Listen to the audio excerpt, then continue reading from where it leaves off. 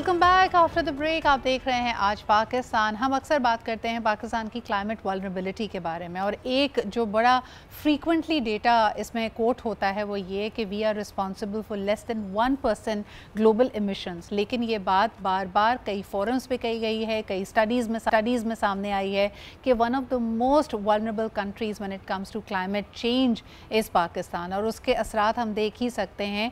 अब वक्तन फ़वक्तन ये जो फ्रीक्वेंसी है इस तरह के एक्सट्रीम चेंजेस की वो हमारे सामने आ रही है। ग्लेशियर्स मेल्ट कर रहे हैं हमारे, इसके अलावा रेनफॉल पैटर्न बिल्कुल बदल चुके हैं। कोल्ड वेव्स आती हैं, हीट वेव्स आती हैं, और सैकड़ों लोग बल्कि हज़ारों लोग बेघर हो जाते हैं। उनका जो ज़रिया माश है वो ख़त्म हो जाता है, और सबसे बढ़कर ये कि हमारी मईशत पे इसका बहुत बड़ा बोझ आता है। So what is Pakistan doing and is Pakistan doing enough? और सबसे बढ़कर ये कि understanding the problems and the crisis face by the global south, क्या दुनिया इसके लिए जो उसको रिसोर्सेज वक्फ करने चाहिए वो कर रही है या नहीं? आइए ज़रा इस हवाले से बात करते हैं। यासिर हुसैन साहब हमारे साथ, जो कि डायरेक्टर हैं क्लाइमेट एक्शन सेंटर के। बहुत बहुत शुक्रिया यासिर मौजूद होने के लिए।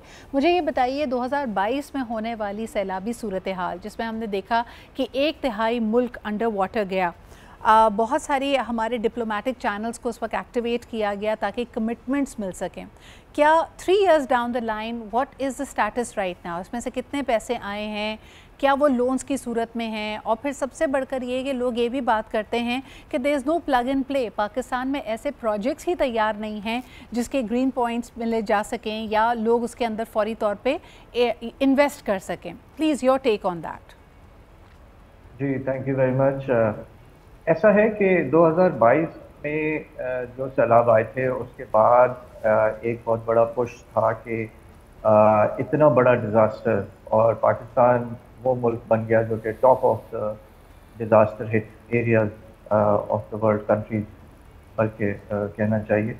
तो उसकी वजह से एड के कमिटमेंट्स हुए, और एड जो है वो आई भी है।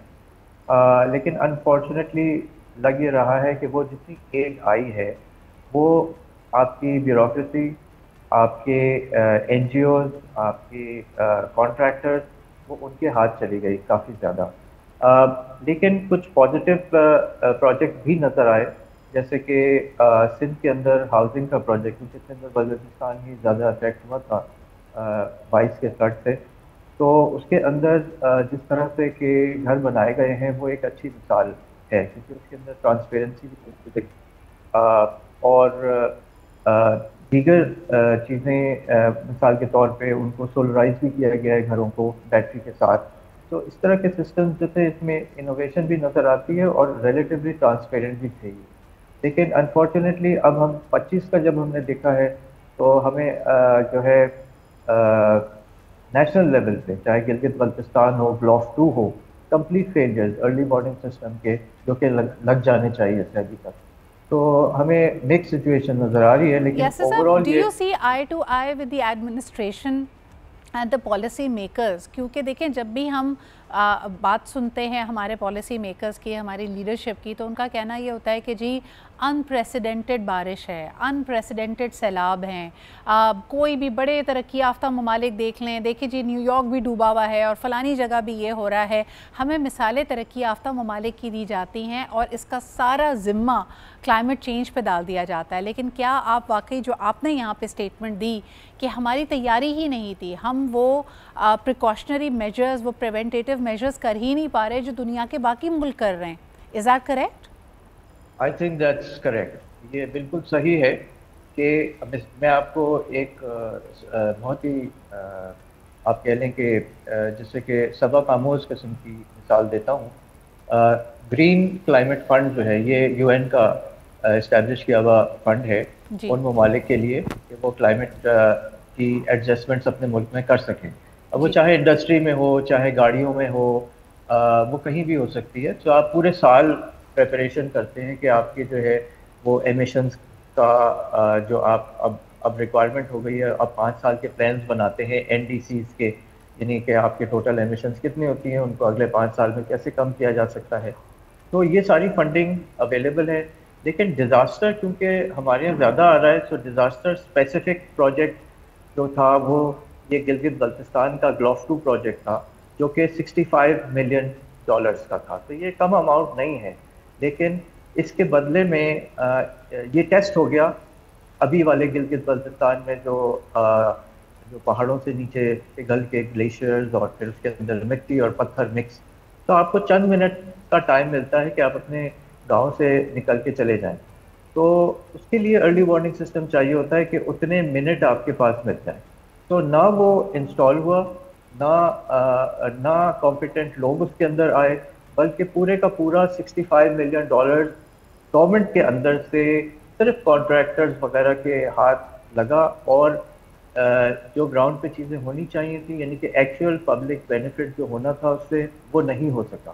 تو اتنی بڑی مثال, اس کی اور بھی مثالیں ہیں. تو انفارچونیٹلی یہ سچویشن ہمیں نظر آ رہی ہے. سو آپ کیا سمجھتے ہیں کہ سیریسنیس کس لیول پہ نہیں ہے؟ Is it a bureaucracy, dead lock, capacity کا مسئلہ ہے, یا ہم بحیثیت ایک معاشرہ خود ہماری ترجیحات میں یہ شامل نہیں ہیں؟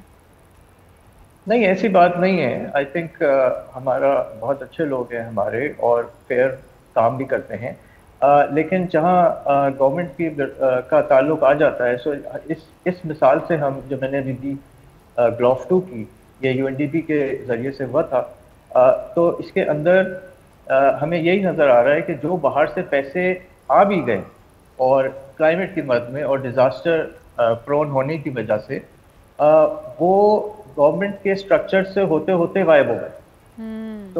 سو دس از دا پرابلم. سو ٹرانسپیرنسی نہیں ہے, ٹرانسپیرنسی کی سیویئر کمی ہے.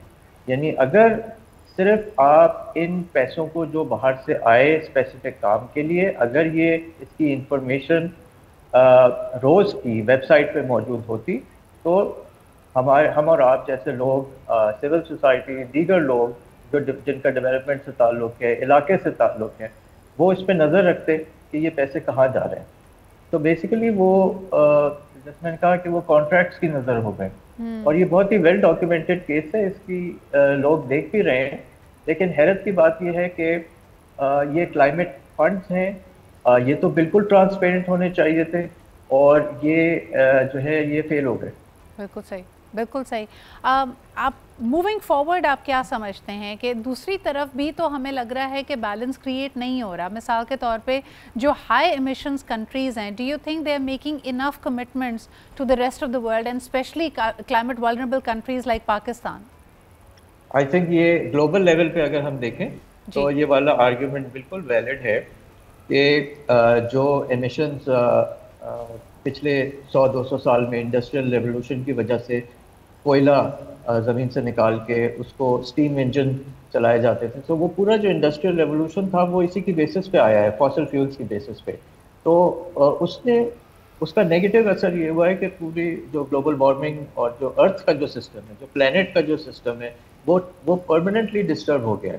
اور اس کے نتائج ہم یہ سیویئر رین, سیویئر ہیٹ, بلاکس, گلیشیئرز کا پگھلنا, یہ جو ڈیزاسٹرز ہیں یہ اسی کی وجہ سے ہیں. سو یہ پورا کیس جو ہے یہ ایکسیپٹ ہوا ہے یونائٹڈ نیشن میں گلوبل لیول پہ کہ یہ ایسا ہے, وہی کاز تھے اس کی. تو لہٰذا گرین کلائمیٹ فنڈ جو ہے وہ اسی لیے ترتیب دیا گیا, اور آپ دیکھیں گے کہ ڈفرینٹ ملک جو ہیں انہوں نے اس میں کمٹمنٹ دیا ہے, جس میں کہ میں کہوں گا کہ جرمنی نے سب سے پہلے پیسے اپنے آگے رکھ دیے تھے اس کے اندر, لیکن وہ ٹارگیٹس اچیو نہیں ہوئے. ایون کمٹمنٹس کے جو ٹارگیٹس تھے وہ اس طرح سے اچیو نہیں ہوئے ہیں. اس کے علاوہ جو یعنی یہ تو تھا کہ آپ ان پورے ملکوں کی پوری سوسائٹی کو کس طرح سے یہ کلائمیٹ کے لیے پریپیئر کریں کہ وہ اس طرح سے نقصان نہ ہو, کیونکہ چینجز جو ہیں وہ پرماننٹ ہیں. اینڈ یو رائٹ, یعنی سالوں سے, دہائیوں سے آپ نے جو غلطی نہیں کی اس کا خمیازہ اگر آپ بھگت رہے ہیں اور آپ کو نقل مکانی کرنی پڑ رہی ہے یا آپ کو اپنا طرز زندگی مکمل طور پہ بدلنا پڑ رہا ہے, تو اس کی تیاری کے لیے بھی ریسورسز, ذرائع ریکوائرڈ ہیں. بہت بہت شکریہ یاسر ہمارے ساتھ موجود ہونے کے لیے. Pakistan is definitely one of the most vulnerable countries, لیکن we can't be playing victim as well. جس طرح کی یاسر بھی اشارہ کر رہے تھے کہ جو کمٹمنٹس دوسری طرف سے آ بھی رہی ہیں, جو ریسورسز اویلیبل بھی ہیں, ان کے لیے بھی ان کا سمارٹ استعمال, ان کا ٹرانسپیرنٹ اور افیکٹو استعمال اس وقت ایک بڑا سوالیہ نشان ہے. ایک چھوٹا سا بریک لیتے ہیں. We are going to be back with more stories.